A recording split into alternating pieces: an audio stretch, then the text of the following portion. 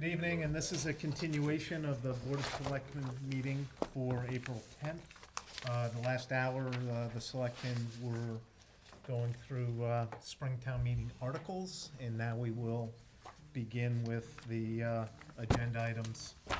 The first of which are announcements and proclamations, and I will turn it over to Selectman Regasta for a proclamation. Thank you.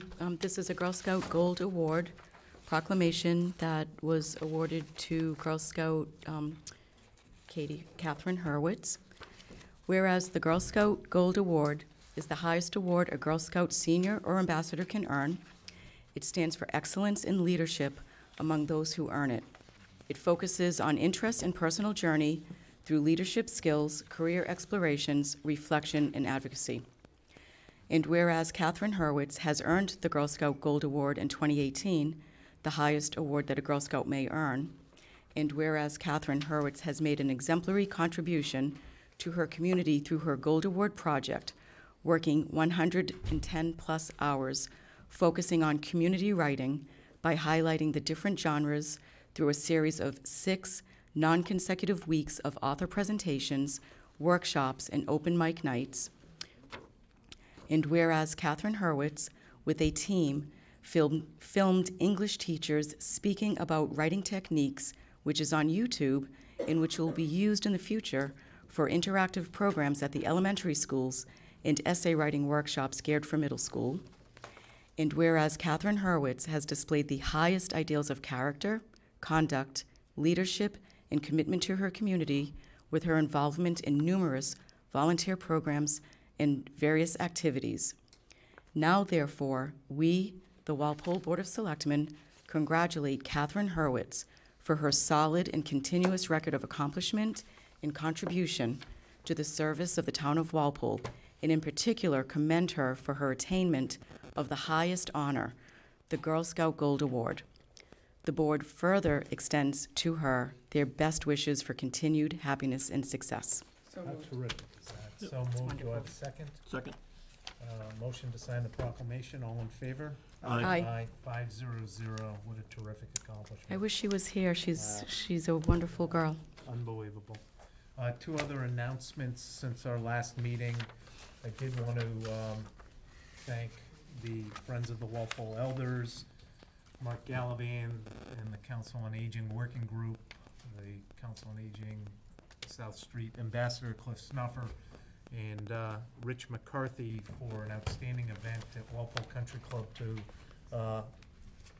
explain what the Council on Aging is going to, what the new Council on Aging Center is going to be, and to try to raise some more funding for it. It was a terrific evening, and the Walpole Cooperative South Street Center, I think, is off to a very good start. Another announcement, Selectman McKenzie and the Boosters of Football had a night for Barry Greener. Our selectmen signed a proclamation for Barry. It was a well-attended event, and I think one of the legends in our town ended his career in a terrific style. So thanks on behalf of the Board of Selectmen. With that, let's move to the change of manager of Pepper Dining, doing business as Chili's Grill and Bar. Welcome. Thank you. Good evening, Mr. Chairman. Andrew Upton for Pepper Dining, doing business as Chili's. With me is Hank Twombly, the proposed manager of record. Hank has been in there since sometime in November, where he had a little test period with the company. It went very well. They decided to make him the permanent manager. He was previously the manager at Chili's in Dedham. Before that, he was at the 99 restaurant for several years as the bar manager. He's serve safe trained. He has experience with the sale and service and the supervision and sale and service of alcohol. And we're glad to answer any questions. Terrific. Well, welcome and thank you. And Thank you. Any questions? Everything is in order? Okay. I'll make a motion to approve the change of manager for Pepper Dining, Chili's Bar and Grill from Damon Wilkes to Henry Tomlin. I'll second it. For discussion, Henry, I hope this is the most favorable time you come before this board. Me We too, have, we absolutely. continue to have issues in our town.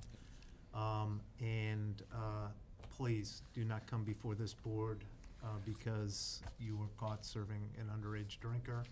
I don't anticipate that, but we take it extremely seriously, and, there is no excuse, so, and that's a left-handed compliment welcoming you as the full-time manager, but I would be remiss if I didn't underscore how serious we take it in this town. Absolutely, it's an incredible responsibility that I will, and my staff will treat as Yeah. such, so. And I can tell you, we have been, we have had several agenda items over the last couple of years on establishments that have had lapses, and God forbid, we don't want that to happen with you or with Chili's, so.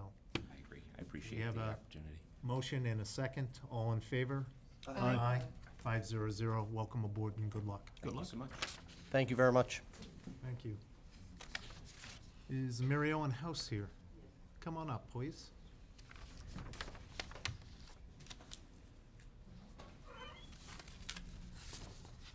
Welcome, Thank you. and this is to join the Affordable Housing Committee. Yes. Just a little bit about yourself. Well, I moved to Walpole about 21 years ago. I grew up in Norwood and lived there my whole life before this. And because I'm a senior, I am interested in the affordable housing, and prices have really gone crazy. I've been in real estate this is my 41st year, and no one shot me yet either, so that's a good sign. I like Walpole, and I'd like to see it, survive this very high increase in the prices, because it's very difficult for people starting out to find a good home here in town. I think with my knowledge, I can be an asset. Thank you. Questions? We're all good? Yep. Motion, please? I'll make a motion to appoint Mary Ellen House to the Affordable Housing Committee for a term to expire on April 1st, 2019. I'll second that. And I would say, just before we vote, thank you very much for your time and your service to the town. None of us get paid for this. This is a labor of love professionally to do this, and thank you very much. All in favor? Aye. Aye. 500. Welcome aboard. Thank you. Yep, thank you. Catherine Barrett, come on up, please. And this is Board of Health. Welcome. Tell us a little bit about yourself and why Sure. you want to do this. Sure. Hi. So my name is Katie Shea Barrett. I am here because I'm interested in the Board of Health. I have a graduate degree in public health. I have been working in public health and healthcare for close to 15 years. I presently work for the Commonwealth of Massachusetts at the state level. I'm a policy director at the Health Policy Commission. I have previously worked at the Executive Office of Health and Human Services, Blue Cross Blue Shield of Massachusetts, and the Beth Israel Deaconess Hospital System, all in hospital administration. Right now, I am really focused on the behavioral health crisis in Massachusetts, both access to and integration of, and I know our community is in the midst of dealing with the opioid crisis, and I'm really interested to serve my community in the best way that I know how, and that's through public health. Terrific. Questions? No. Do I have a motion? I'll make a motion to appoint Catherine Barrett to the Board of Health for a term to expire April 1st, 2019. I'll second that. With your education, I feel very inferior right now. with your experience, but, same thing goes. Thank you so much for volunteering and being a part of our community in this way. It's really refreshing. So with that, all in favor? Aye. Aye. Aye. 500. Thank you so much. Thank you. Thank you. Thank you. Okay. With the time being a little after 7:10, we're gonna go for a hearing for the N-Star grant. I'll make a motion to open the hearing. I'll second that. All in favor? Aye. Aye. 500. I'll turn it over to Maggie Walker. Mag? Good evening. At the very beginning, I'd like to say typically Eversource has a representative. Her name is Christine Cosby. She's always here. However, I told her I would convey to the board she was going to try and have the hearing postponed.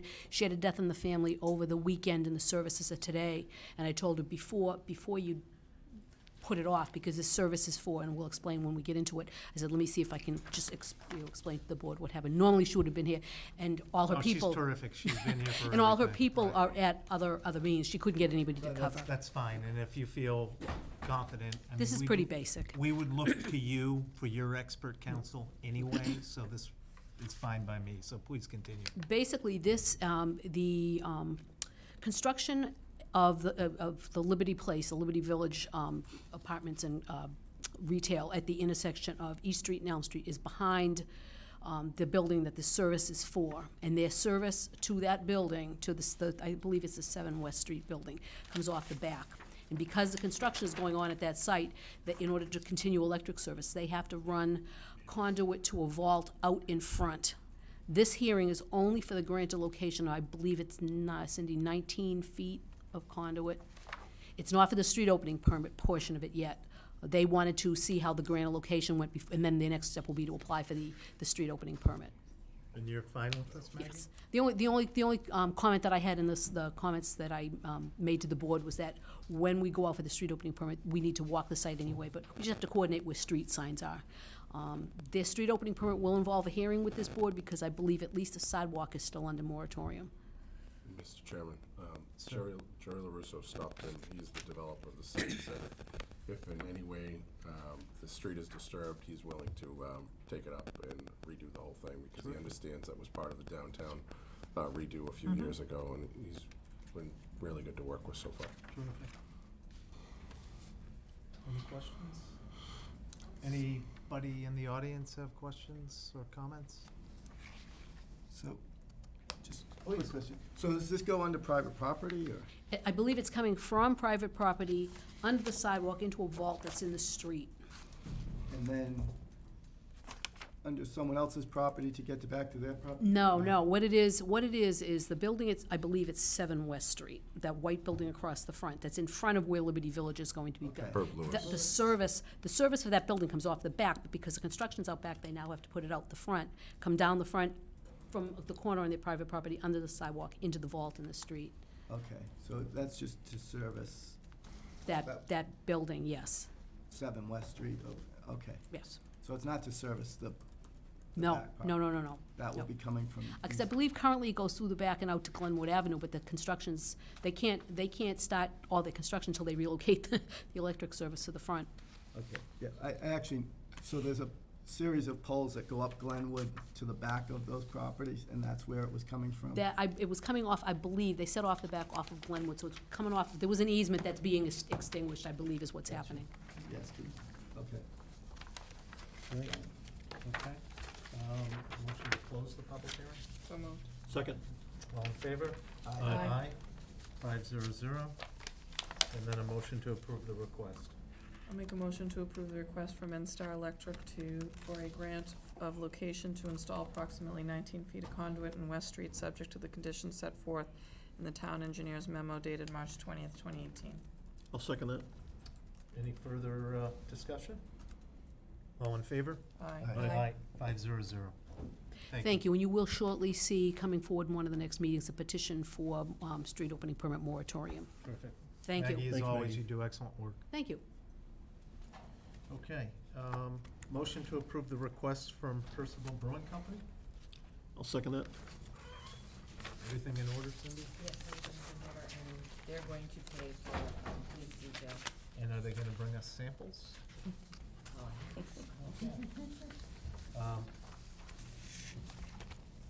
Need a second? Yep. All in favor? Aye. 500. I'll make a motion to approve the request for Old Post Road School for the annual fun run, May 6, 2018 at 9 a.m. I'll second that. Everything in order? All in favor? Aye. Aye. 500. I'll make a motion to accept the resignation from James Finneran from the Conservation Commission. I'll second that. Any discussion? Not much discussion, but a resident did weigh in, so I think it's appropriate that we approve it. Okay. All in Wholeheartedly. favor? Aye. Aye. David, do you want to do the consent agenda?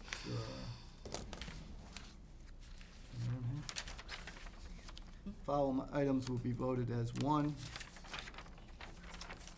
Motion to approve the acceptance of gift from the Italian American Ladies to the Council on Aging. Acceptance of a gift from the JMC to Cochrane Gift Fund in the amount of $75,000. Acceptance of a gift from Attorney Jim Brady to the program scholarships. Acceptance of gift from PCD Donor Inc. for program scholarships.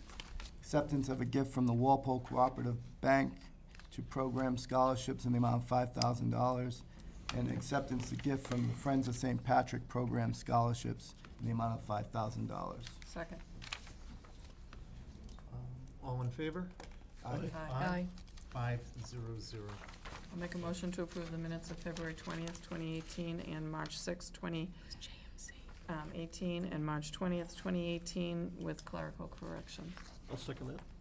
All in favor? Aye. Aye. 5-0-0. Okay, with the time being 7:20. Could I make one comment? Yes, Just please. this $75,000 gift is a very generous gift. Yeah, that, And I'm just not, who is JMC? Yep. That's, it's the Cochrane. That's their, Okay. corporate name, yeah. To the That's part corporate, of the MOA, so okay. they're required to do that. terrific. Yeah, I mean, they're all generous. That is super, Everyone super is, right. generous. Right. With the time being 7:20, is anybody here for open forum? Please, come on up. Actually, in the back first hand up. Thank you. Sorry, Ken.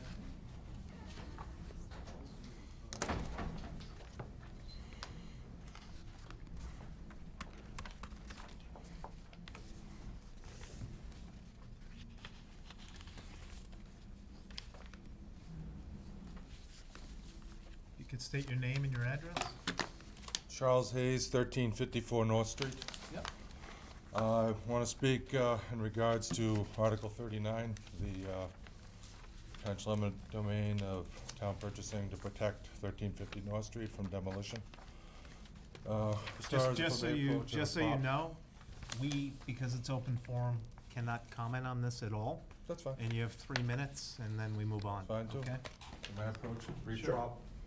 That's a picture of 1350 North Street, and the rest is pictures of 9 other houses within 1 mile that are, some are even slightly older, some, old, youngest one built in 1900. So that whole area, along with across the entire town, has numerous historic houses that pretty much everyone agrees that if they're in decent shape, should be protected and preserved. The idea of having to go to the extreme of eminent domain isn't palatable, okay, but thing that has to be remembered is if it has to be done, it's to protect a house from being destroyed and turned into commercial business in an area that doesn't belong. The, you know, once it's gone, there's no going back. The, you know, at the same time, however, you know, the town in doing that could also, you know, have, be receptive to and perhaps even offer some sort of incentives to the owner to locate his business elsewhere, somewhere more suitable. You know, like I said, once it's gone, it's gone. There's no going back. Okay, and it's not a good place for it by any stretch of imagination. I'm joined by some abutters, Dorothy Sullivan at 1334 North Street, Walter Gormley, 1358, Sue Shabbat at 7 Bolingbrook Road, and Barry and Hilda at 1370 North Street. So it's quite a few people that live around the area that feel the same. And I mean, the town collectively, you know, should come to some solution to protect that house. Because if you look at that picture there, okay, sorry, that's not, you know, so must be some way, okay, between the other boards, okay, getting involved to, you know, to protect it, and again, at the same time, you know, support a business in the town. Everyone likes more businesses, for various reasons, you know, so it's a double-edged coin. Yep. you know, two-sided coin, so we can save the house and still encourage. Yeah, Yeah, I gentlemen, do appreciate your business. comments. Just so Thank you you for your know, time. if it's not on the agenda, we can't comment because I understand. then if there were people that had a different perspective, they're not aware of it, and we'd be in violation of open town meeting law. No, I so. understand, but again, it was, you know, as a. No, absolutely. The article Yep. on the agenda, so. No, I appreciate you coming in this Thank you. evening. Thank you. Anybody else for open forum? Sir?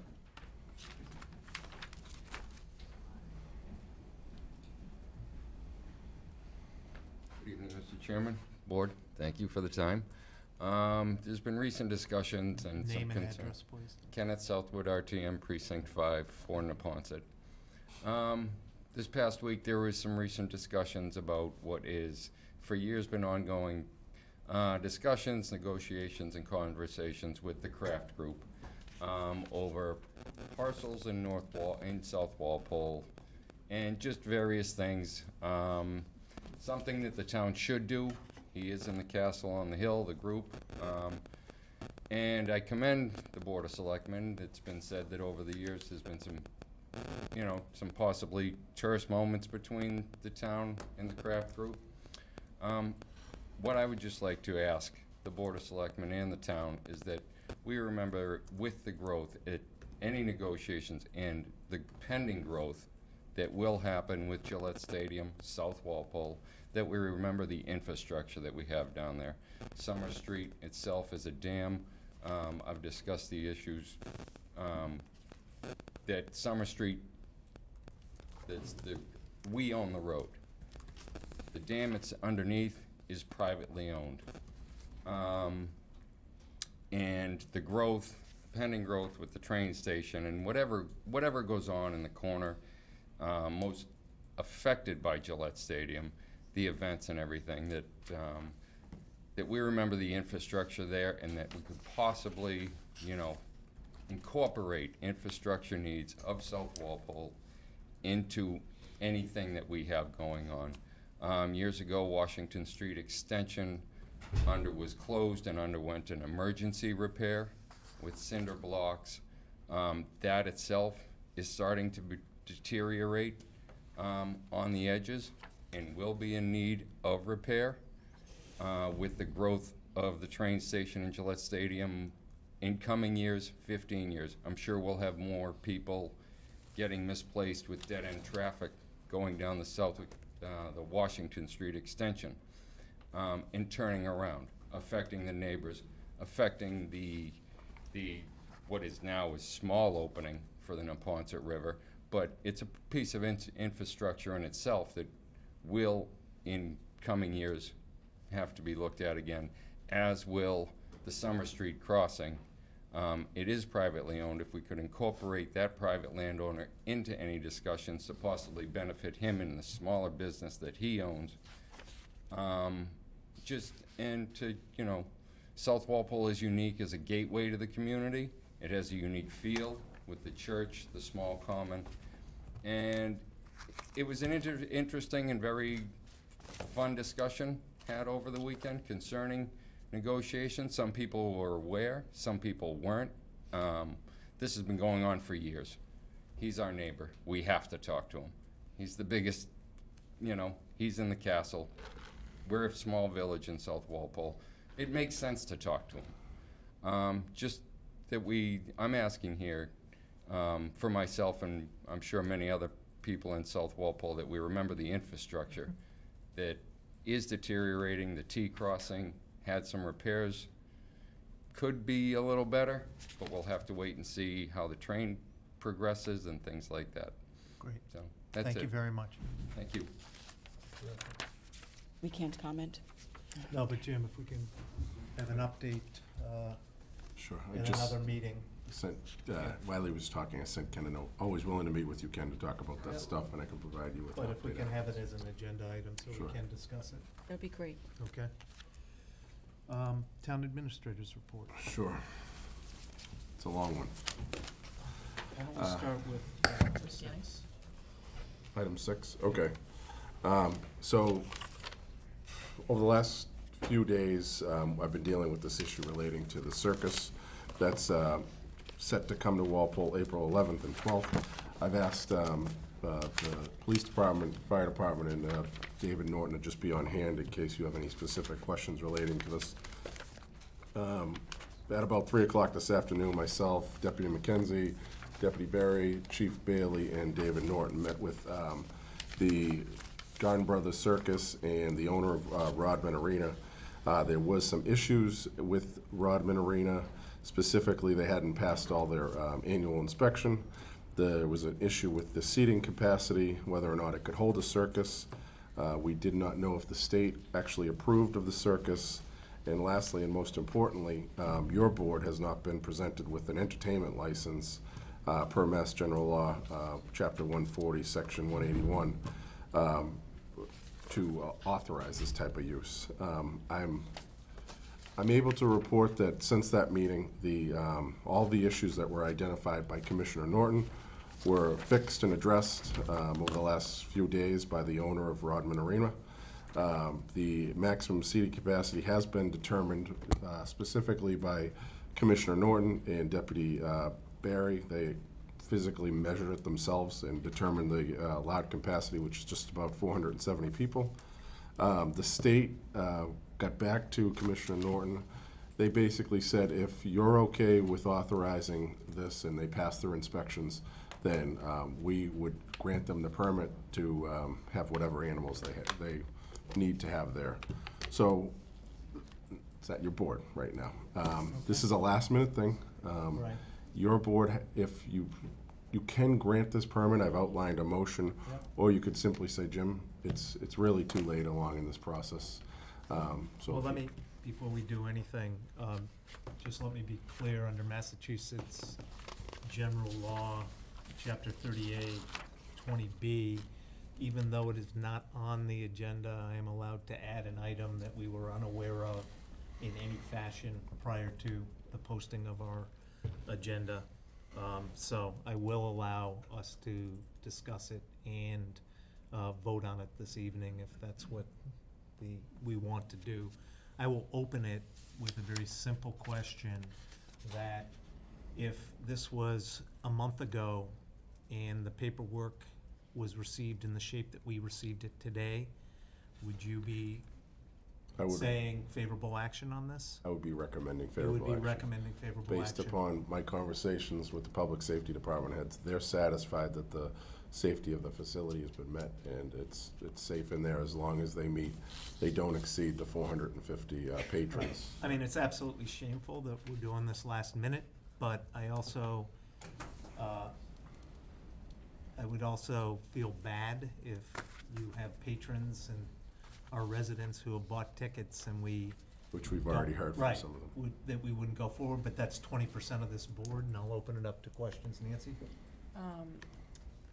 I have a problem with the fact that it wasn't all filed appropriately. If they are a circus, and this is what they do in every community that they go to, then they should be aware of how they get their circus approved. To even have it on the agenda, it should not be approved, in my idea. This is their job, this is what they do. They should have come before the town in a proper manner. By asking everyone to run down there today to have this open for tickets that they already sold is shame on them. They need to reimburse the people that bought tickets. Never mind what is happening on the other side of this hockey rink? Are there kids playing hockey? From what, they're only focusing on one side of the rink, and I believe hockey the ice skating rink will be open on the other side.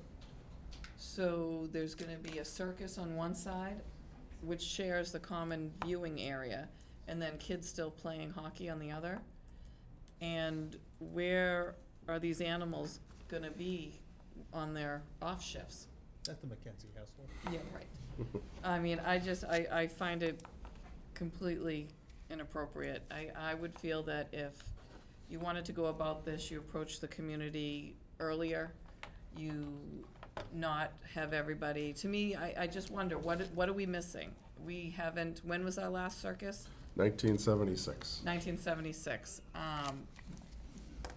It's just a no for me. Okay. So my first of all, I would absolutely I don't usually do this, but give a shout out to all of the town employees who went out of their way to make it happen, to get this going, because I can imagine that you were obviously last minute really busy with this, so I commend everyone for going over and above. I think as long as, Chief Bailey, you think it's safe, fire egresses, everything is good. Chief Carmichael, obviously the maximum capacity of the entire building is sufficient for the hockey and the proposed attendees for the circus. If I may, just to that point, because it was brought up, one of the stipulations that I gave them today is that there can be no hockey going on the other side while the circus is going on. So that there is one scheduled hockey thing that goes on at 10 o'clock, I believe tomorrow night, which is an hour after the circus is supposed to end. So they did agree to that. So just to continue, I'm in agreement with Eric.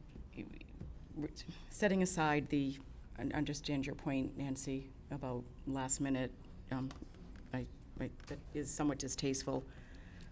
But if everything else is in order, as it would be if it was brought up to us a month ago or however long ago, I have no problem with it. Someone in the audience? Please.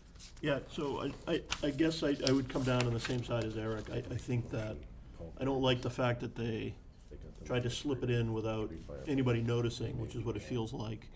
On the other hand, I do feel bad for any people, especially Walpole residents that did purchase tickets and were planning to go. So I would come down on the side of, as long as the safety factor has been met, I'd be okay with this. I certainly, if they chose to come back in a future year, they're not gonna get any benefit of the doubt. They'd have to go through a proper process and come in and pull their permits ahead of time, so that's where I sort of come down. So the permit that they're requesting, the permits that we have to approve are what?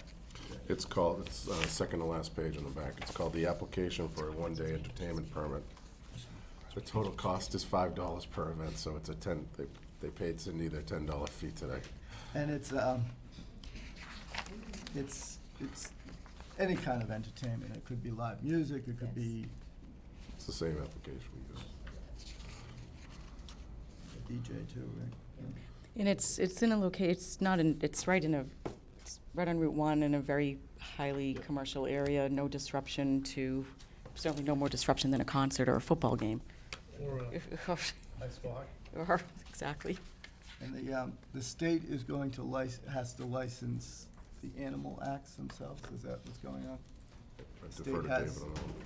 Yeah, yes, so the Division of Fishery and Wildlife has to basically license or permit the elephant, which they told us they're now not bringing, but also there's a different department, which is Food and Agriculture, who has to do with the horses and camel. And they all have to be, the required paperwork for those animals has to go to the state veterinarian, which it did today. But there was some question in some of their paperwork, which I asked them about. Some of the wording wasn't right, et cetera, but when they called me back later today, they said they were okay with it as long as the life safety things were okay with. Why aren't the elephants coming? I honestly don't know. They just, Maybe they didn't follow it, but regardless, they have all the appropriate paperwork, correct? So they've Yes. been through this Yeah. drill, they know what to get. yeah, I don't know first, why, second. whether there's some other issue or He something. explained that the elephants are in Springfield now, so it's my understanding that they were in Springfield. After Walpole, they're going to Lowell, so. So they didn't get their permits for the elephants? For Walpole, they For did Walpole, not. but They it's have a it for separate Springfield permitting and process than the for other each town, yes, But I mean, the elephants are a separate permitting process than the other animals. yes. Yes. It's a separate division. And do they have any other permits from that division, or is that just elephants? It's just elephants that circus would need would be just the elephants that I was told. And so they were gonna bring them, and now all of a sudden, last minute, they're not. Yes, I Yes. couldn't tell you why. Thank you. You know, we typically don't do that, but given the immediacy of this, please come up into the microphone, please. Carolyn Hill from 15 Courtney Road. I originally came here with the group for opposed to deconstructing the historical home. I go by that place all the time, and I think that place should be taken by eminent domain. Now I'm hearing you talk about the circus. I don't know if anybody saw, any of you people saw the email that I sent to all of you about a week ago. I read the little horrible newspapers that this town gets weekly, faithfully, page to page. The little one from, you know, what, I forget the names of them, and the big one. And this ad for this, I'm an anti-elephant in the circus person to the nth gosh damn degree. So you can be really happy they're not bringing the elephants. You should be reading about, I sent a thing with an attachment about the Garden Brothers Circus. They are horrible people, a horrible circus, and they run horrible conditions for the elephants. Ringling Brothers finally was taken down for elephant treatment. They have an elephant sanctuary in Florida. These people would be like grade Z compared to Ringling Garden Brothers. You should be glad they're not bringing the elephants. I am so thankful I hear this tonight. I have been with PETA to see what they can do about this, to bring demonstrators, including myself, to the circus if there were going to be elephants. So why there are no elephants if they're in Springfield? Sad for Springfield. Do you know that these elephants can run amok during a circus because they're poorly treated, and your 400 godforsaken people that think they're going to have fun at the circus could be trampled by the elephants? That has happened. You people need to be more concerned with permits and the this and the that, and think about the circus. And I don't know how you do it, but you need to have a motion that no circus with elephants will ever come to this town. I have lived here since 1995. And when I saw that ad in the small paper exactly a week ago, they gave no notice. They put in a big ad for the circus. That was the very first time there was anything about a circus coming to Rodman Arena. I fell out of my chair at home. I got on the emails. I contacted Peter. I did everything I can do. Did any of you see my email? No, I didn't. Well, what happens to emails that I sent to the city hall? What happens to them? I don't know what. I don't recall seeing your Oh, well, email either. it was sent, believe me. Well, I'm not arguing that you sent it. It Well, wasn't it's great, received. it's great to think that one can send important, what you think is an important email, and not one of you saw it. I just want to clarify, my point of the elephants not coming is that I was feeling that they're not treated well. They're not. And that they weren't able to get the right permits. That was my point. So I hope you don't think I'm thinking the Well, no, circus I shouldn't honestly come. did think, though, that you felt bad for the 400 people that bought tickets. And I what they feel do- bad, so- Peter says that what they do is, you know, some people, I went to every store in town to Okay, try so to find hold the on. tickets. Wait. They give away free tickets. I understand. I feel bad for people that purchase tickets Well- because they purchase tickets. I don't feel bad that I said the company needs to reimburse people. And good. my point to the rest of the board was to say that they're not bringing their elephants because they couldn't get the proper permits. So that's a red flag. There's something wrong with this circus. That's quite interesting, and I'd love to know why they're not bringing the elephants, because they have the big ad, 2 elephants, and read about them. And that's why I'm Google up this questioning why Garden they're trying to Brothers come in Circus, so and last you'll- minute. you'll That's see. why I'm This is questioning. not debatable. Thank you for your comments. I would ask you to sit I'm just telling down. you my feelings. You That's need to- terrific. No circuses. Terrific, thank you. Find out how you do that in the future. No circuses at the Rodman And please Arena don't or come anywhere into else. my meeting and be disrespectful. Thank you. Continue, Jim? Sure. So what you have before you, this board can do one of two things. Just say, Jim, last minute, we're not comfortable with it, or if you would like to go forward with it, I have drafted a motion. We have received the certificate of insurance. I've reviewed it, council's reviewed it. Both of us are comfortable. She's said it meets our requirements. The only change I would make, just based on this discussion, Garden Brothers has agreed to pay for 3 police officers and 3 fire officers to be on detail during both of these events. I stipulated 2 fire officers. Deputy Barry said they've agreed to 3. And I would also add a possible number 5 in here at the end. No events to take place on the other rink while the circus is taking place, just to kind of with what you said. Chief Carmichael, are you comfortable with what is being proposed? My Chief- question Chief- is- Chief Bailey? Yes. Thank you, continue. What happens if there's protesting? What does that mean for the town? What happens, like, what do we do? People have a right, they have a right to protest if someone shows I up. don't think they will if there's no elephants. Okay. I think that's a problem with the circus. I mean, they'll have to deal with any protests where there's, Do we have jurisdiction over elephants? Can we stipulate there'll be no elephants? They didn't get their permit. They didn't get the permit. We know that for a fact. He confirmed with us in person today when we met with the representative from Garden Brothers. Okay, so, Okay, do you want to make a motion? No.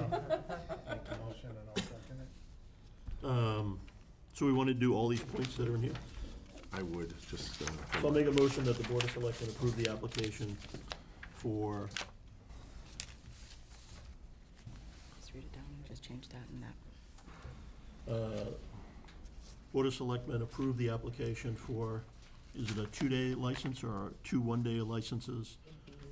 2 1-day. 2 one-day entertainment permits for Garden Brothers Circus at the Rodman Arena, subject to the following conditions. The Garden Brothers Circus shall pay the town in full in advance for all fire and police details, and that the board determines are appropriate based upon input from the police, 3 officers, and fire chief, 3 firefighters, for the events on April 11th and April 12th, and such payment will be received at least 3 hours prior to the first show on April 11th via certified check or credit card. 2, the town shall receive a certificate of insurance from Garden Brothers Circus for their workman's comp and liability coverage.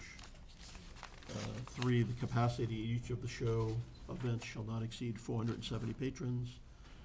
That the Garden Circus shall pass all inspections conducted by the Board of Health for sleeping conditions and food to be served to employees at the circus. And no events are to take place on the other rink while the circus is taking place. I'll second that. Any more discussion? All in favor? Aye. Aye, opposed? Aye. 3-2, permits granted. Jim? Okay, thank you. Just jumping back to item 1 here on the TA update. Finance Committee have finalized most of their votes, as I've mentioned earlier. They are meeting again on Monday, April 30th. It's expected that they'll take up Articles 5 and 11 and that remaining zoning article. Temp ops parking for the temp fire station. At this point, we're prepared to move forward with allowing the surface in front of Blackburn Hall to remain paved and develop the parking area at this location. I've attached a map and an estimate from our engineering department. For now, I'd like to call the area a temporary parking space so that if or when the Board of Selectmen determines that it's no longer needed, the town will have the option to remove the payment and convert it back to green space. This is kind of in line with what David had mentioned at one of the last meetings, just having that option open. Is everyone okay with that? So I'm in favor of doing that in the short term, but I would suggest we set a time, 12 months, 18 months, 24 months, and if we wanted to continue after that, we would revisit it. Just, I don't want to give the impression it's forever. So if people are comfortable with a sunset clause, any reasonable number would be fine, and we could always reconsider it at a later time and extend it, so. yeah, I mean, the purpose for keeping it for now is just because of the construction we have, because of the Yes, change in agreed. things, and hoping, we still have that lot off of Elm Street that's not been put back online. Yeah, I would want it just to be temporary, and if there are monies that are coming back from the contractor, can we put that away in a special account for can we protect that money for, I'm looking at the finance department, asking them if we can do that. Could I put this on the next meeting for a formal vote, just so we can vote on the Sure. 12 of the 18 months? Yeah, and I would we get you appreciate some that. answers on the, how do we set it aside, or what would we do to 'cause I'd like, Aye. those funds? and I'd like to, we'd like to have it brought back to what it was, and I know there was a cannon that was there, and we might wanna look at you know, putting that on a proper pedestal and things like that. I would prefer to go back to green space. Plus, Immediately. Yeah. is that area will also be under the purview of the study that we should be getting, right, with the downtown revitalization study? So yeah, that will be, yes. so I mean, My only thing, Nancy, is we need to tell the, I understand what you, we need, it's part of the contractor, and we need to notify the contractor, yes, you need a change order. I think we could get credit back, we will get credit back, and at least in the short term, 12 to 18 months, the board can consider it next March or whatever, once everything's done. But we need to let the contractor know, is this something the What to board do with wants it. to do? Yeah, Because I would rather go back to green space right from the beginning, not take the credit, have them make it back to the way it should be, and find something else. Like the other one that's not online. I mean, I don't think that we should be taking away the downtown green space right in front of Blackburn Hall. so right now, we're not voting on it, this is just I would status like, quo for a little bit. I more or less need to have a straw vote, you know, an indication. I know where Nancy stands. I get a sense where Mark and David stand. Because need I the need to parking. let them know in less than 2 weeks. Right, That's what- so We need can the we put parking. it on? Less than 2 weeks, though. Okay. Okay. Yep. Thank you. Okay, Medfield ALS, just a brief update, not looking for an action from the board here, and I'm glad Chief Bailey's still here.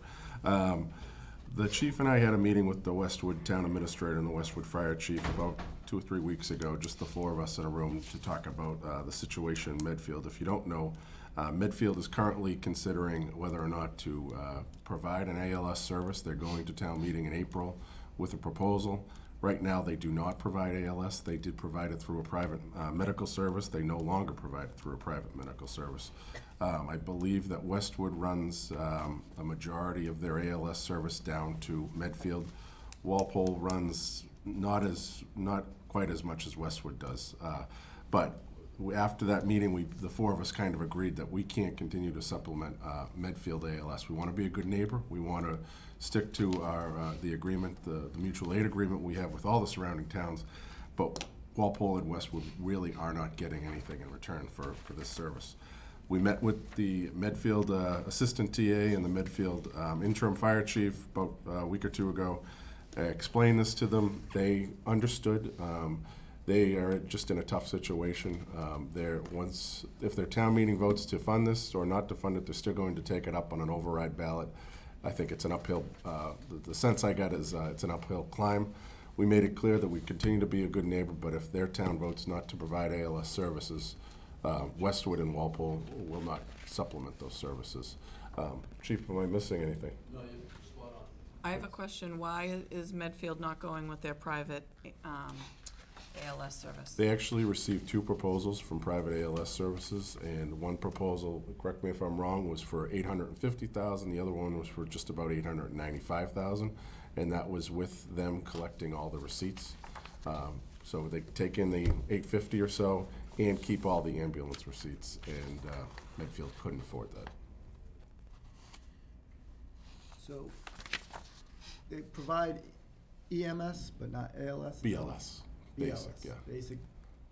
And so when the dispatch gets a call, what type of things become ALS? Yield to the chief on that one. Chief Bailey? Good evening. It could be anything that's a priority 1 type of call. Heart, stroke, could be a lot of things. There's a whole list of criteria. And so mutual aid agreements, There is no mutual aid with us and them with regards to ALS, because they don't have it. okay, so if you have that, it would be, like, It's for mutual. It's, okay, so you have to have the program to get. So if you don't have a fire department, you're not getting free fire from another. correct. And That's how we look at it. What we basically said to them, it's mutual. We're not getting anything in return for providing the service to your town. And we're in a lot better situation than Westwood is, because they call them all the time, because it's just a straight shot down 109. That's where a majority. Their route to the hospital is down 109 most of the time. We get this end of Medfield, but most of their stuff is going down 109. The assistant, the interim fire chief and the assistant town administrator indicated they understood this. They're in a tough situation. They have couple of different groups in town battling this out, and they appreciated what we were willing to provide And at they're, this time. they're talking about, the budget line item that they're talking about is how much to provide this? $250. Yeah.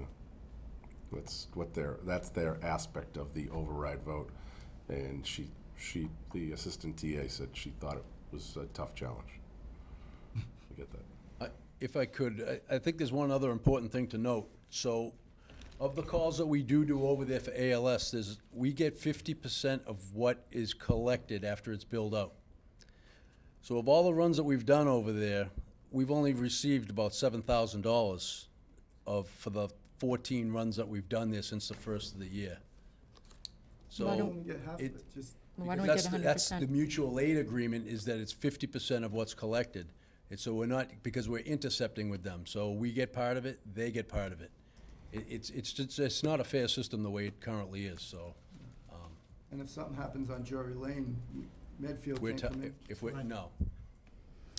Correct. So, Chief, do you expect that you'll be renegotiating the mutual aid? I mean, is the mutual aid, It's not a negotiated thing. It's a law that was adopted here through the board several years ago. We had it re-upped again. It's a mutual aid agreement. It's, I don't have the numbers off the top of my head. I think it's 59A something. I can get that. Mass General Law? I can get it for the board. I can get it for you tomorrow if you'd like. But I have the mutual aid agreement. I can forward that off to the board. It's for all of Norfolk County, and I'd like to it's see what we it. abide by. Thank you. It's just, So, no action, just updating the board Thank from you. the discussion. Okay, couple other items. Animal Control Officer policies. Attached are a few Terrific. draft policies. First draft, We went ahead and put them in the format that we have been using historically. We've numbered it. Would you take a look at it? I'd like to run it by council and John Splain, and then have it adopted if Well, the can you, board. can you do it the other way? Can you run it by John. council Okay. and John, get their feedback, and then we'll vote it? Because it doesn't make a lot of sense, in all due respect, for us to say this is great, and then have John and council weigh in on it. I'd rather, Right. you know what I mean? well, how about public input first? Then council. Yeah, was Well, that let's your make it plan, legal. Ann? I had no plan. It doesn't matter to me. I think there'll be Let's make it a lot of legal, public and then- support. Or what would you recommend, David? Well, let's get this out to the public to see what's here. and Post it? Comments. So, Yeah, please. just a little background. There was a big confluence of events last year Yep. that put Walpole in a very sort of precarious position as it relates to our animal control guidelines, of which we have none. We were looked at by the MSPCA, Animal Yeah. Control I mean, there were a lot of issues. So I was happy to take on the task of putting something together, because I think we do have the responsibility. Well, first of all, we have the obligation of caring for the animals, and once we get them in our custody. And I think it's important that any ACO in town, whomever he or she is, does not have to exercise judgment when it comes to the care and keeping of animals and the legal process. I think it's a nice process to have something in front of you. Something else maybe we should consider is putting together a shelter committee or friends of or something like that, so that then there's help. You, taking care of absolutely. them. I think, we have the Norfolk Aggie, who I'm sure would have Yeah, an unlimited supply. And that could be a committee that the board can establish. And it could be almost student and teacher run. Actually, I think it would be terrific. But not just, my concern was not just, obviously with the day-to-day care of the animal, but primarily that if we take an animal in under whatever circumstances, the dangerous animal, to figure out very quickly, or as quickly as legally possible, what needs to be done, or an abandoned animal, so that way they don't have to remain in our custody at our cost for the shortest amount possible. So that was really one of the big goals, too. So, post it. Yep. Let's get some feedback. Let's go to legal and John, or John and then legal. Sure. And then we'll vote it. But I thought as far as the first draft, there's very little I'd add to it. Could you also ask council about a committee that would help with caring at the shelter if there's guidelines Liability to or that, or legal guidelines. guidelines or costs and things like that. Will do. Thanks. Last few items. Meetings with other communities, and Ian, feel free to jump in. Ian and I have met a couple of times, and we've discussed regionalizing dispatch services, privatizing some EMS services, privatizing the AR, researching that. HR. HR.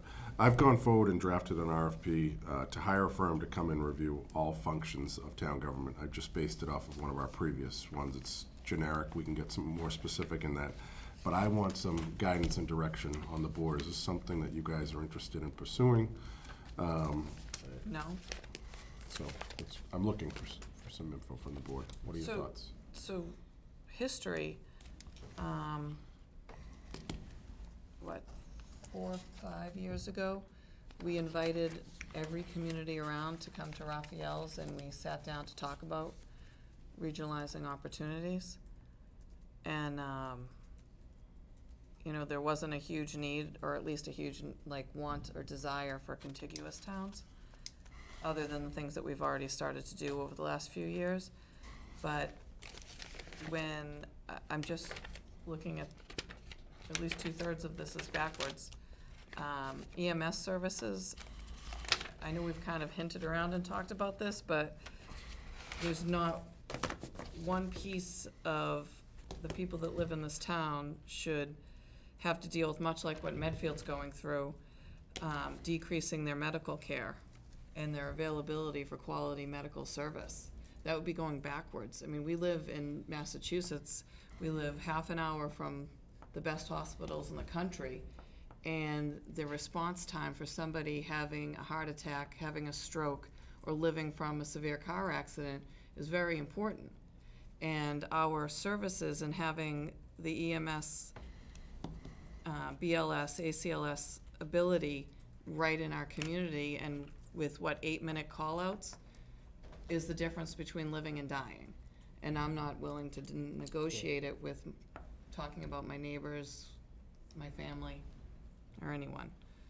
Dispatch, we just built an entire dispatch center. I don't know, I mean, Eric, I know you just went to the police station to look at it, but we have 20 square miles that when we have a weather event in this town, and that has nothing to do with anything else that's going on, we have different weather and different conditions in the town.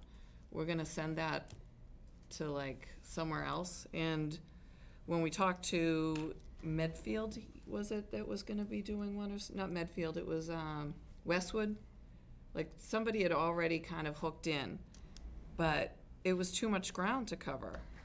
So it doesn't make sense to me. It's not even a large department, but yet they know our town, they know how to answer the calls, they know how to send people to the calls, they're accountable to the calls.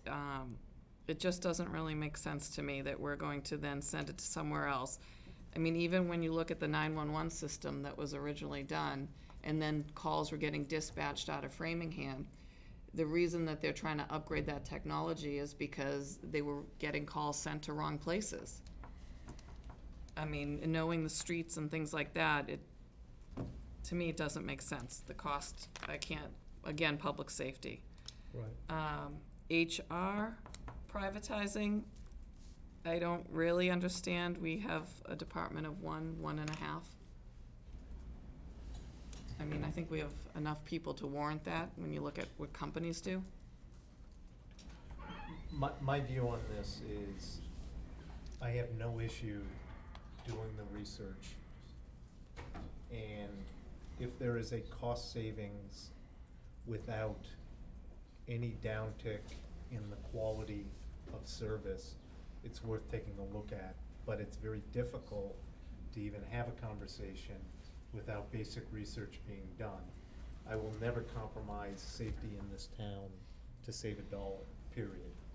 That said, some towns have gone to regional models, and it's not a bad exercise to understand that model, just to have a data point. And without it, we can subjectively debate this forever. So didn't we do that, though?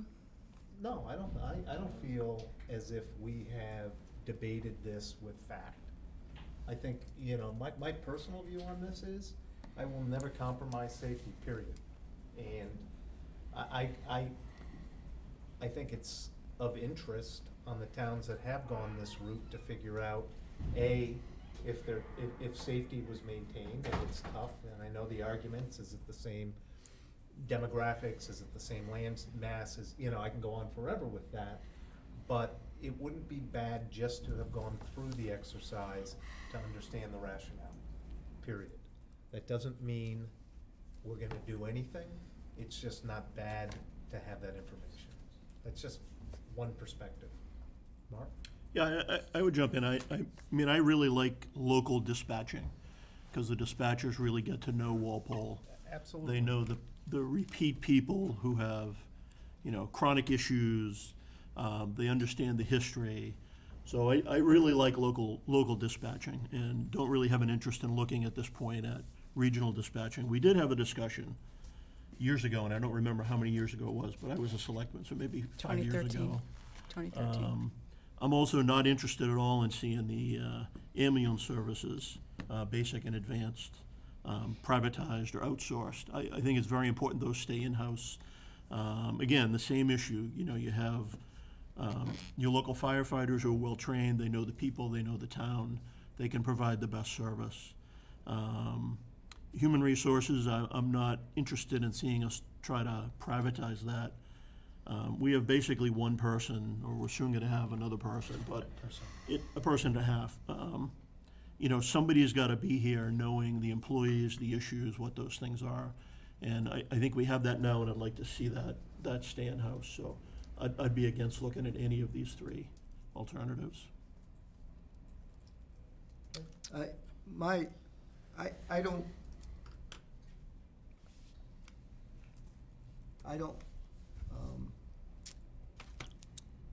I think we can gather information on our own to help us decide these issues, and I don't think I think it's worth exploring each of these. I have, you know, I don't know that any of these would come up with the answer that this is a great thing to privatize. But I think we could gather the data in-house and say, and we may be missing some things that other towns are. I mean, this is only a small group of things. I think we could, you know, look around the functions and say, what are some things that we do that could be privatized, whether it's street cleaning or some other aspects of town.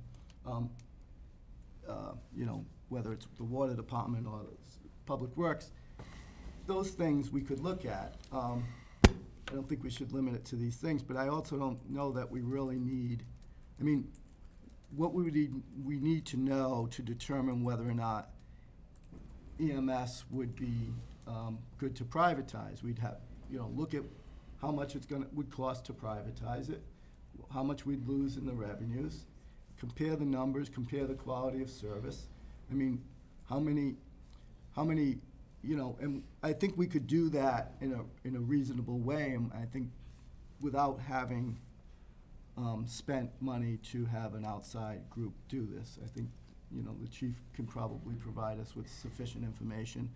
I'm not saying have him do it in 2 weeks, but give him sufficient time to provide the information that allows us to evaluate that in a full and complete way. I think the conclusion might be that it's not a good idea, but let's see what the numbers are. Let's see what the real numbers are. We keep speculating that it, you know, let's see what those numbers are. How much does it cost to provide the ambulance rescues, EMS and ALS, and, you know, factor in the benefit of having those extra 4 guys available for a possible fire, and see what it actually costs. And I suspect, you know, I don't think it's going to be so overwhelmingly weighted towards privatizing. I think we certainly could look at those numbers. As far as, you know, I don't know, you know, lay out the particulars of what this HR function would be, and let's see what you know. But again, I think it would be good to go through each department, have all the department heads say, hey, what of these functions that we do might be available to be privatized? Again, street cleaning is one that maybe that's worth it. I don't know. You know, I don't know how much street cleaning we do. I don't know how much it costs to run the street sweeper. Those types of things. Two other things. One, how much is an RFP? Two, make sure that we include in this the cost to retrofit the brand-new police station to accommodate getting rid of its dispatch area, which is like, how big?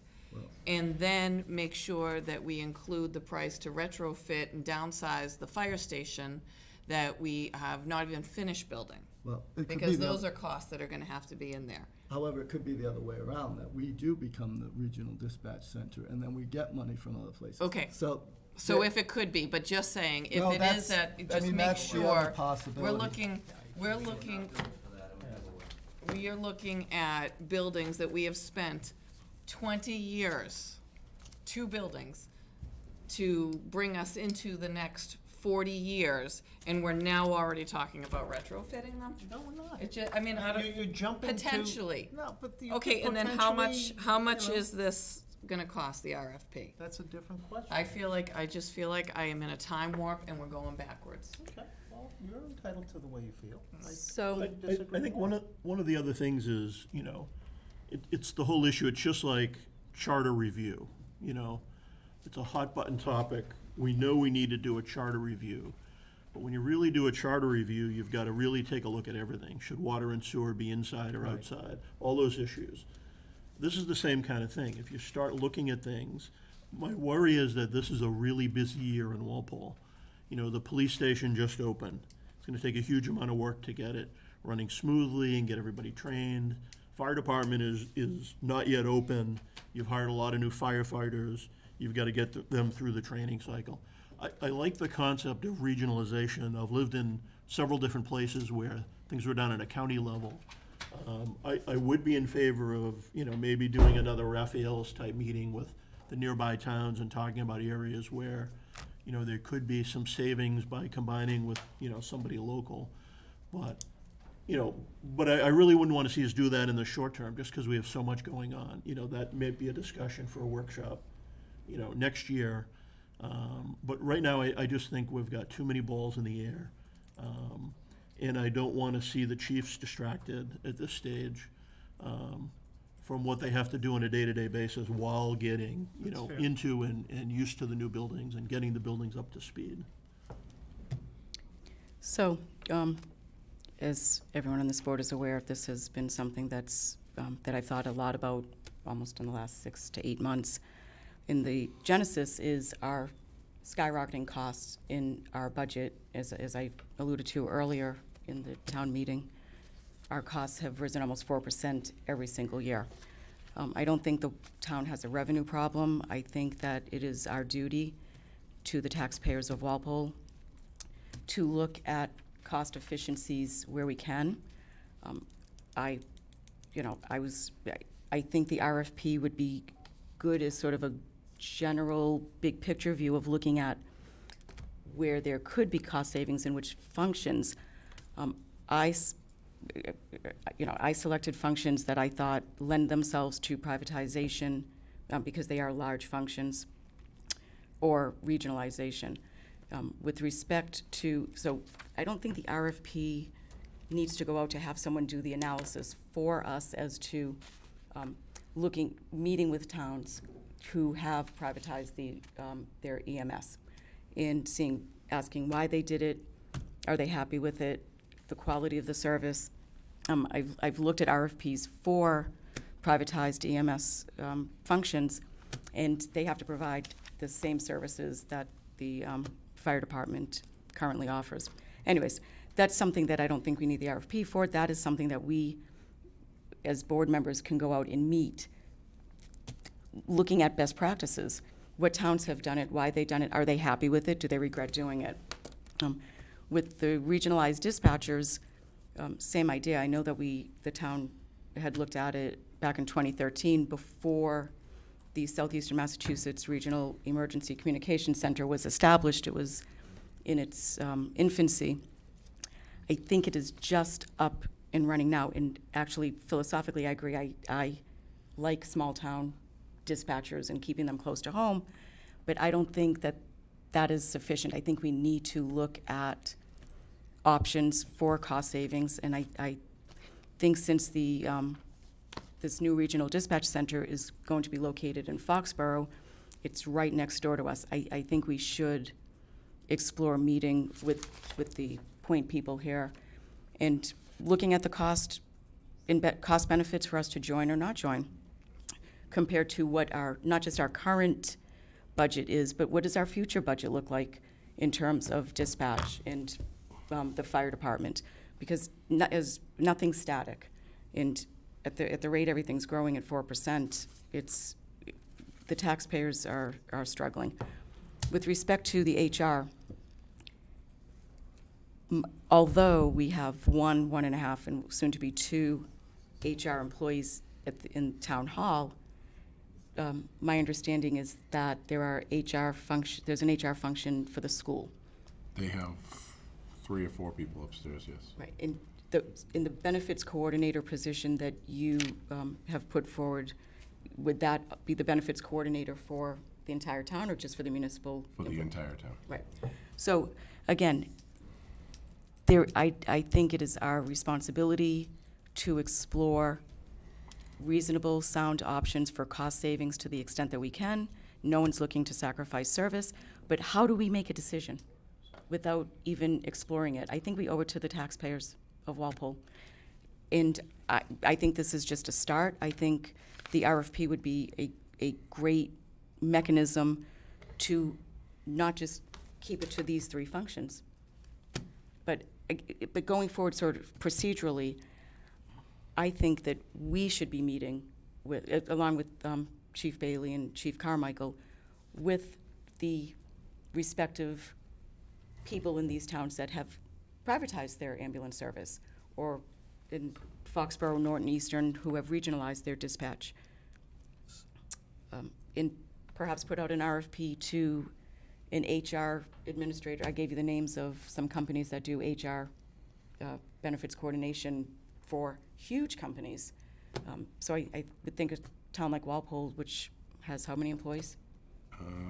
Altogether, just about 894. Probably right in the sweet spot of not too small, not too big. I think it's something that we can, much of it, do without an RFP. So, I just have,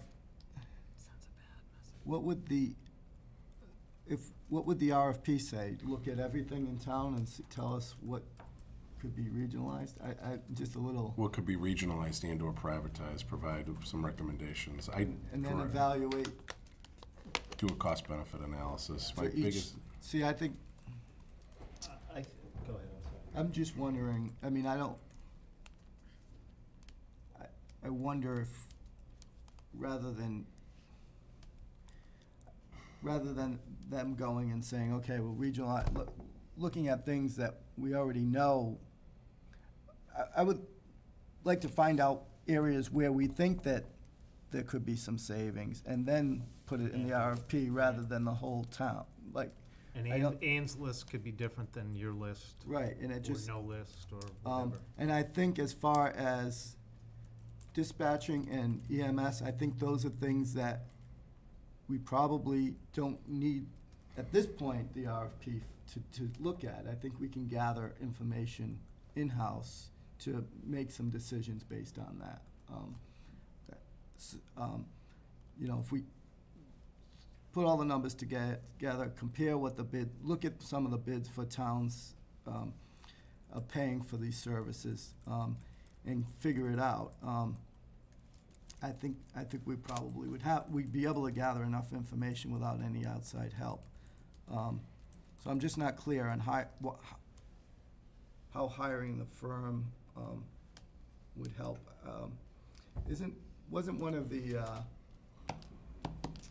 the Lieutenant Governor's initiatives, one of those packages about Yeah, but we're already regionalization? doing one of the packages for the downtown. So one at a time, this would be our second one, but I think the general sense, Can I we get. see what they learned from that process in Could. other towns? Like, they, what have, have they, already, have other towns already taken advantage of that package, and what came out of that process? I just think you could spend an awful lot of money looking at the whole town and looking at every aspect. I don't dispute that. We could use some professional help on some of those issues, but I think we can gather information in-house on a lot of these. And I've talked with the chief in the past about providing just a quick sketch of what the finances look like for providing ALS and BMS services. And then you can gather some other information about what privatization would look like, and we can just take a look at the numbers. And I don't know that we need. Yeah, I don't think we hire a consultant now. I think there can be conversations that happen. However, I think, David, to your point, those lists may vary from selectmen to selectmen. And I think we should probably discuss this further, but just my opinion. So setting aside the RFP, though, there's no objection to moving forward with setting up meetings with towns or reps? Well, I don't think, I don't think if any one of us wanted to garner information on this, you can't. Okay. But that's, Right? Well, but it would that's be nice, just but- coming from an individual gathering information, an individual board member. I mean, which could be done, but I think it's more useful to have the chiefs attend, or another board member. I mean, I'm happy to go out and talk to Right. everybody, but I don't think that, I'm one But unless we person. have consensus, I don't know how you do it, unless we have consensus that dispatchers, by the way, was something that the board wants to look at this time, you'd have to do it individually. Okay. That, I mean, and what, even philosophically, as I said, your list may be different than Mark's list, if Mark even had a list. You know what I mean? So, I don't know, I'm open to any suggestions. I would just, I can't say this more directly than I'm completely against the concept of gutting dispatch and ambulance service. And I'm not Completely saying that. against it. I'm not saying that at all. I And I'm think it's a agreeing with that. huge step forward to think that that needs to be done, and I'm completely against it.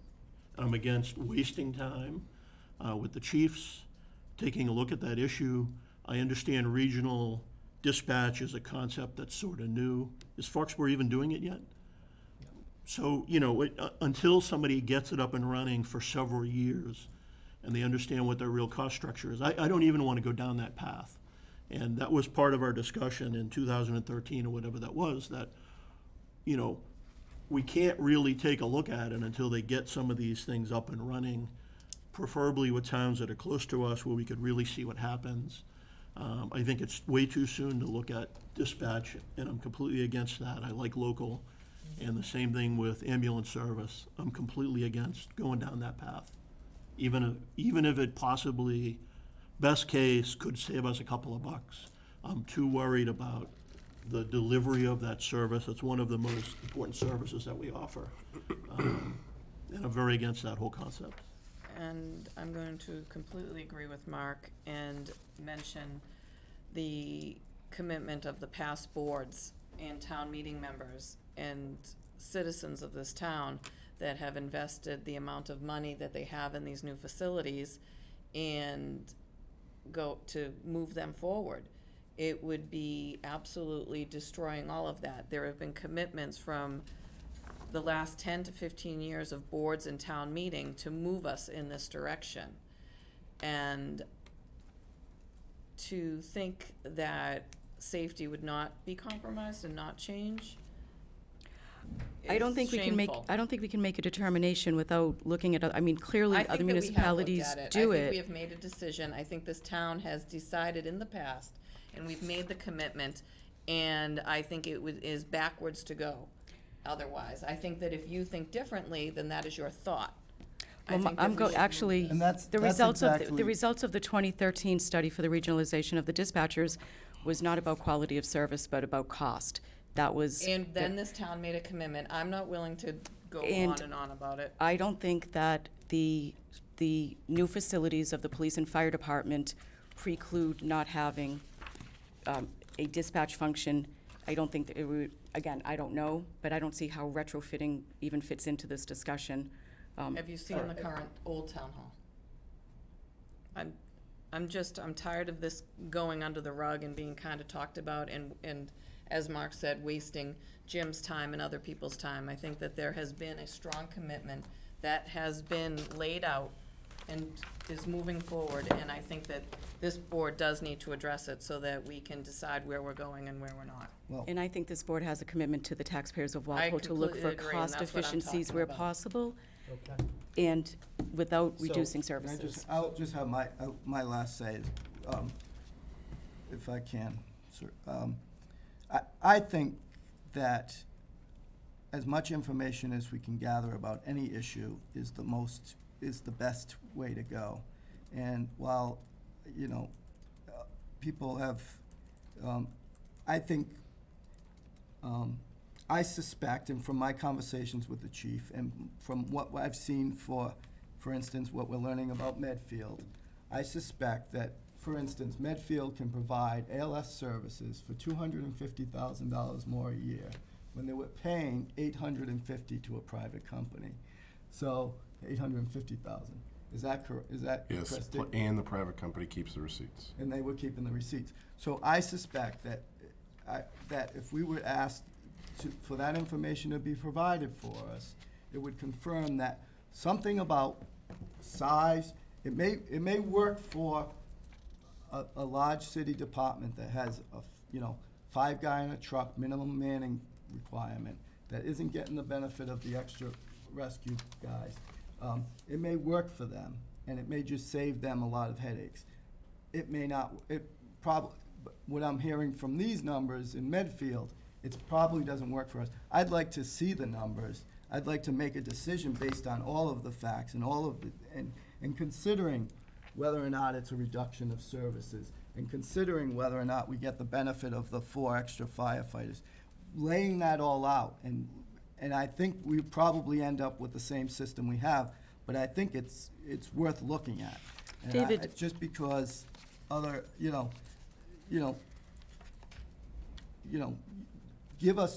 get all the information and reject it or accept it based on that information. So let's see what those numbers look like. In using your argument, though, that actually, so I think there's 2 components. One is to look at other towns who have implemented these to see if they're satisfied, but also talking to, I guess we can't really send out an RFP to an ambulance company because that's a legal document, but we could get a cost estimate from them. Wouldn't we, I mean, isn't that the way to get Let's see it? how much it's costing us first. Yeah, And then we can look. I think, I'd like yeah. to see those numbers Yeah. to kind of make this evaluation. I think Well, we don't know until what it we would cost have us until we talk to our them. systems up and running and both the fire station and the police station are fully operable, if you have regionalization that isn't even implemented in Foxborough, I think it's gonna be really difficult, and I'm not in favor of having an RFP. I am a big believer in data, so I'm not opposed to that. However, how you get it and how you validate it before you even make a decision is something that we'd have to figure out. But, to the point of focus and what we put in to both arms of public safety, I think we need to have that run its course for a little bit. It's just a perspective. Well, would it really be that difficult to get how much it takes to provide 4 guys, 24 hours? No, I the could. equipment, the insurance, all of those costs related. I could put it on a spreadsheet. Yeah. I actually think there's formulas that are put out by the Firefighters Association or some association. Well, we know what we can figure out what the Our formula guys, is. yeah, our guys. But just remember that, when you look at the formulas at the state and federal level, we're undermanned. So don't forget, we're undermanned already. So pulling people out of the rotation puts us even in an even more precarious situation. So if we're gonna look at manning, minimum manning, and, use all the numbers, let's start from how many people should we have on the fire service? It's a whole lot more than we have right now. But it's And putting factor people that in in as there. well. But isn't it putting We people said onto we the would. equipment? I don't I'd like think to so. see what those numbers are, that's all. Yeah, I agree, good, Well, I looking don't for know the why you're future, afraid of the what the numbers, future so why don't we holds. just look at the numbers? I don't You know- disagree. I think looking forward to what the fire department needs and sort of personnel over 10 years is. I'll never agree to gutting dispatch in the ambulance service. Never, never, ever, ever. And you may be absolutely right, but we'd like the information. So that was clear, huh? Okay, last item, speaking of the police station. I'm glad that the chief and the deputy hung around. We've talked about grand opening on Walpole Day for the police station, which is May 12th at 10 o'clock, just before the parade kicks off. So we're tentatively planning on doing a grand opening then and having tours before and afterwards, probably throughout the day, as long as necessary, I guess. And just making sure the board's okay with that. We've been assured that the parking lot will be paved, the grounds will be set up and ready to go. We're just waiting for the weather to finally break, so everybody okay with that? Yes, but we make sure that every alive selectman, Yes. former selectman gets an invitation? As well as every, You don't want me to invite the other ones? yeah. Real live, just the alive ones, but let's just make sure. Every selectman, Well, like we have every for the s- groundbreaking. I and know, all I that. know. we but only there's- went back to, I think, Right. 2000 or Yeah. 99 Let's or just something. make sure that And- everybody. We'll send it out to every, Right. And I had put in a request for one of the next two Yes. meetings to be held in the community room, so, maybe even the next meeting. I just would request, we were talking about the May meeting, because I just want to make sure the exterior, we were talking with Deputy McKenzie and Lieutenant Zangetti, the exterior, I just want to make sure that walkway's done right there. Right now, it's a fence, so just possibly the first meeting in May, if you don't Okay. mind. Okay. Yep. And you need to run that by Walpole Media to make sure they Yeah, I'll can make get us, sure that get they're. Have coverage. the, what are those? They units do have called? the Go Packs, they Thank can you. set up I just and. wanted to hear you Go say away. that. I would bet it's probably wired the best. Yeah, So, but I would say this, I stopped by on Saturday and was blown away with the facility and the work that the chief, the deputy chief, and Getty has put into this, because it's remarkable. And I have been a proponent of a new station for as long as I've been involved in this town, and it was a crying shame what the station was, and I'm so happy that you guys actually have a station that you can operate like the one I took a tour of. It's truly remarkable. so, former selectman, I'm also gonna reach out to Congressman Lynch. Yep. The EPA's stopped me today on site and asked about it, and they're gonna be invited. State reps, Senator Feeney. And if it's okay with Police Chief Carmichael, former police chiefs, if that's okay with you. He's already had a tour. I understand, but I'd like him to do that, okay? Yeah, okay. And I think at the next meeting when we meet on site, we're gonna we have some ideas as to how we could honor some of the former chief, so we're gonna present that to you. Yeah, I had an idea that I gave the chief the other day. We're gonna so pursue I think that. it's pretty cool, you know? Yeah. I just think it's tremendous, and when is the fire station? We are May 30th? Our window is May 15th to June 1. Okay. When do you think you'll even have partial in there? Those are the 2 weeks that we have to move in. We have to be out of the tent by June 1. And we've kicked, Tent and trailers, we have to be cleared out, done. and we've talked about possibly having that grand opening on Election Day. Just Good. people are around. Yeah. Maybe a nice way to send you off. Yep. Okay, Yeah, terrific. that's it. With that, I will entertain a motion to So moved. adjourn. I'll second that. All in favor? Aye. 500.